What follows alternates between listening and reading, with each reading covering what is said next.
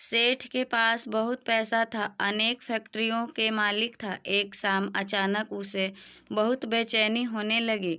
उसने डॉक्टर को बुलाया और अपनी जांच करवाई, पर कुछ भी नहीं निकला।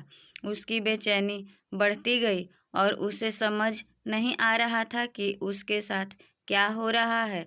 रात हुई, नींद की गोलियां भी खा ली, पर नींद आने को तैयार ही नहीं थी और नहीं उसकी बेचैनी कम हो रही थी। वह रात को उठकर 3 बजे घर के बगीचे में घूमने लगा और घूमते घूमते उसे लगा कि बाहर थोड़ा सुकून है, इसीलिए बाहर सड़क पर पैदल निकल पड़ा। चलते चलते हजारों विचार मन में चल रहे थे और वह घर से बहुत दूर निकल आया था और थकान की वजह से वह एक बेंच पर बैठ गया। उसे बहुत शांति मिल रही थी। इतने में वहाँ एक कुत्ता आया और उसकी चप्पल उठाकर ले गया। सेठ ने उसे देखा तो वह दूसरी चप्पल उठाकर उस कुत्ते के पीछे भागा।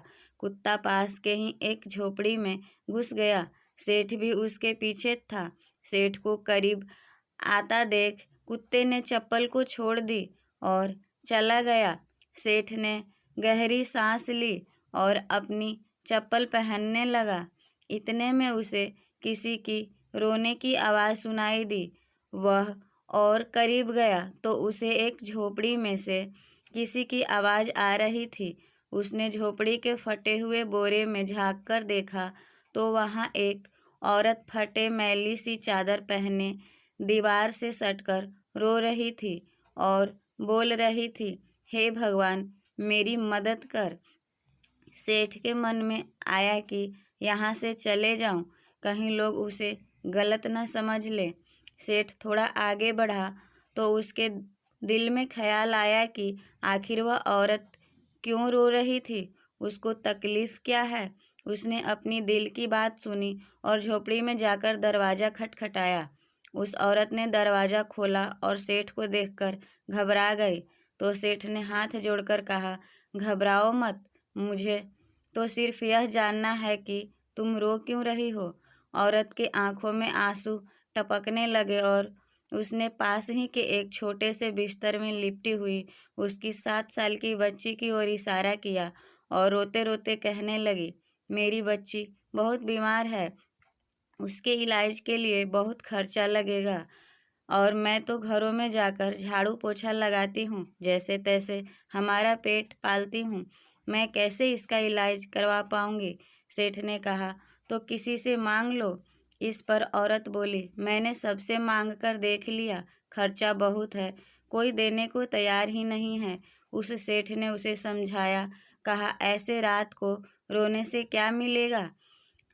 तो औरत ने कहा, कल एक संत यहाँ से गुजर रहे थे तो मैंने उनको मेरी समस्या बताई तो उन्होंने कहा, बेटा तुम सुबह 4 बजे उठकर अपनी ईश्वर से मांगो, बोरी बिछाकर बैठ जाओ और रो के गिड़गिड़ाकर उससे मदद मांगो।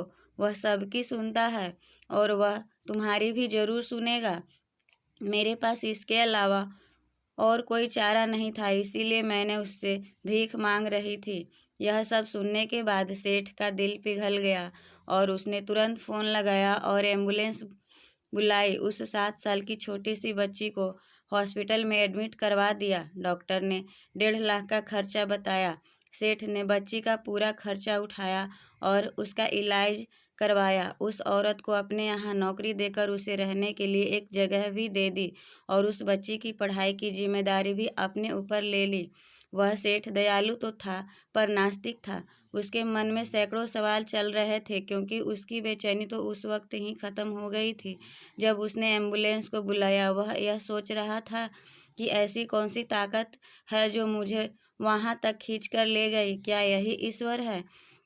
तो सारा संसार आपस में धर्म जात पात के लिए क्यों लड़ रहा है? क्योंकि न मैंने उस औरत की जात पूछी और न ईश्वर से जात पात देखी। बस ईश्वर ने तो उसका दर्द देखा और मुझे इतना घुमाकर उसके पास पहुंचा दिया। अब सेठ समझ चुका था कि कर्म के साथ सेवा भी बहुत ज़रूरी है, क्योंकि इतना सुकून उसे ज़िंदगी में पहले कभी नहीं मिला था। आशा करती हूँ कि ये छोटी सी कहानी आप लोग को पसंद आई होगी। कहानी पसंद आई हो तो वीडियो को लाइक कीजिएगा, चैनल पर नए हैं तो चैनल को सब्सक्राइब कीजिएगा।